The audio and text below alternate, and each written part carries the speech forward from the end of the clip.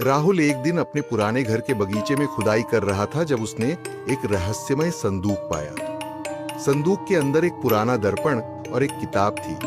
किताब में एक प्राचीन जादू के बारे में लिखा था, जिसमें हम शाकल या क्लोन बनाने की विधि बताई गई थी। राहुल ने इसे मजाक समझकर छोड़ दिया, लेकिन उसे ध्यान आया कि उसके एक ही तरह के कई लोग आसपास दिख रहे हैं।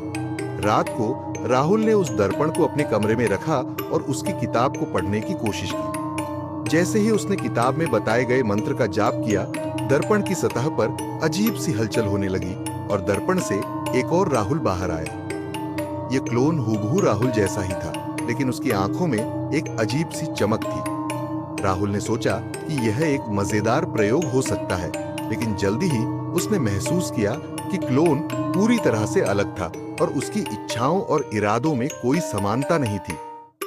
क्लोन धीरे धीरे राहुल के जीवन में घुसपैठ करने लगा। उसके दोस्तों और परिवार के साथ भी व्यवहार करने लगा। राहुल को एहसास हुआ कि क्लोन उसके जीवन पर पूरी तरह से नियंत्रण पाने की कोशिश कर रहा था और उसकी पहचान को छीनने की योजना बना रहा था। रात को राहुल ने दर्पण और किताब को जलाने का फैसला किया।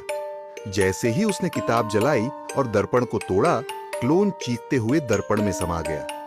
सुबह उठते ही राहुल ने देखा कि दर्पण और किताब गायब हो चुके हैं, लेकिन उसकी आत्मा अब भी भयभीत है।